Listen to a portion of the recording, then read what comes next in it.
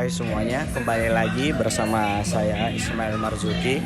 Dan siang hari ini yang saya akan jelaskan adalah aliran filsafat Stoikisme.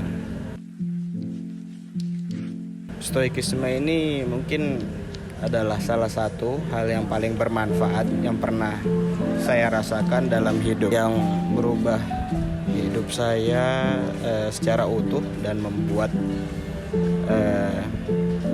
saya selama ini dalam menghadapi masalah yang harus saya selesaikan. Apa itu stoik?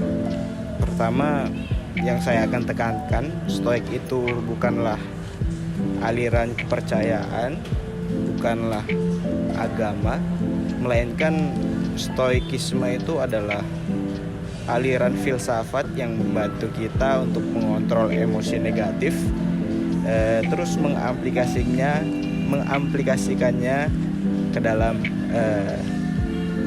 kebahagiaan dan rasa syukur yang kita rasakan. Kalau kita masuk ke dalam ilmu teologi stoikisme, ini gak ada tumpang tindihnya dengan agama, termasuk agama yang saya anut, yaitu agama Islam.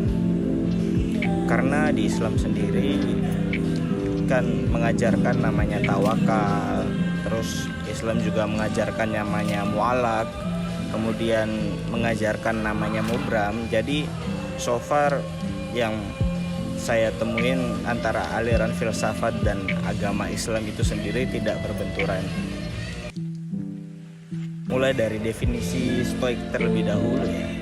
Nah, stoikisme itu adalah aliran pikiran yang berasal dari Yunani pada masa kependudukan Romawi yang dibawa oleh Zeno dari Citium, yang terus berkembang hingga saat ini. Ada Seneca yang merupakan seorang pedagang, Marcus Aurelius yang merupakan seorang kaisar, dan Epictetus yang merupakan seorang budak yang terus mengembangkan ajaran dari Zeno ini. Jadi bisa dibilang stoikisme ini adalah aliran ilmu filsafat yang begitu inklusif, bukan sebuah aliran pemikiran atau aliran filsafat yang hanya dapat dinikmati oleh kalangan masyarakat tertentu. Artinya guru-gurunya pun ada yang seorang kaisar, gurunya juga ada yang seorang pedagang, bahkan gurunya pun ada yang merupakan seorang budak. Kalau kita pelajari lebih dalam lagi, kalian bakal tahu bahwa orang yang menganut aliran filsafat ini dan mengaplikasikannya dalam kehidupan sehari-hari pasti akan mendefinisikan stoikisme ini begitu kompleks karena cakupannya yang begitu luas. Cara yang paling sederhana jadi stoikisme itu mendefinisikan hidup menjadi dua dimensi, yaitu dimensi internal dan dimensi eksternal. Inilah yang dinamakan dikotomi kendali. Apa itu dimensi internal? Dimensi internal itu adalah segala sesuatu yang berada dalam kendali kalian secara penuh. Kemudian yang kedua, dimensi eksternal. Apa itu dimensi eksternal? Dimensi eksternal itu adalah hal-hal yang berada di luar kontrol, yang sama sekali gak bisa kita kendalikan. Seperti contohnya ya pendapat orang lain, kemudian respon orang lain. Kalian bisa melakukan sebuah aksi dan orang lain bisa melakukan reaksi atas aksi yang kalian lakukan. Itu benar-benar di luar kontrol kita kan. Jadi masalahnya adalah manusia pada umumnya menaruh faktor kebahagiaan, kepuasan itu di faktor eksternal, yang mana sebenarnya gak bisa kita kontrol sama sekali. Nah, kemudian stoikisme itu datang untuk menyadarkan kita bahwa faktor-faktor kebahagiaan dan faktor kepuasan ini bisa kita shifting dari dimensi eksternal ke dimensi internal. Itulah yang menjadi fundamental dasar dari ajaran filsafat stoikisme ini. Lalu stoikisme juga mengajarkan kita untuk bersikap rasional dan merespon semua hal yang dengan rasionalitas.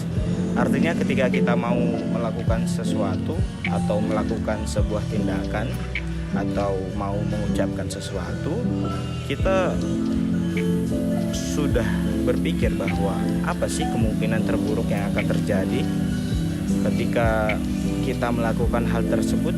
Jadi dengan kita membayangkan segala kemungkinan terburuk yang akan terjadi, kita akan lebih siap dan lebih bisa menerima dan lebih bisa move on ketika akan terpuruk lama dan hancur begitu dalam. Menurut saya stoikisme itu adalah obat paling manjur untuk menghadapi kegilaan di era ini, dan itulah yang selama ini saya rasakan. Saya sekarang nggak pernah terganggu dengan apapun pencapaian orang lain, dan saya nggak pernah ngerasa saya harus melakukan pembuktian apapun kepada orang lain, dan saya benar-benar nggak masalah dianggap sebagai orang gagal. Misalnya orang lain menganggap saya sampah.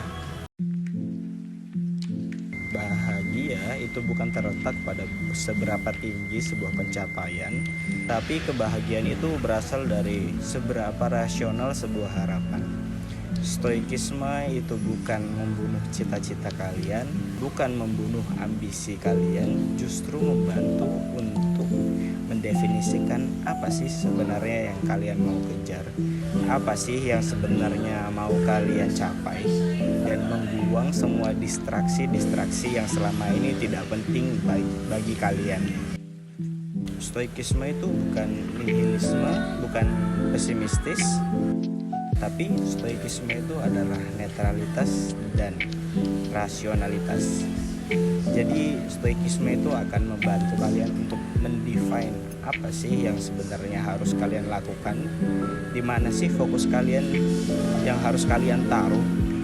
Jadi semua distraksi, obstacle yang sebenarnya nggak penting dan selama ini mengganggu kalian bisa hilang begitu saja.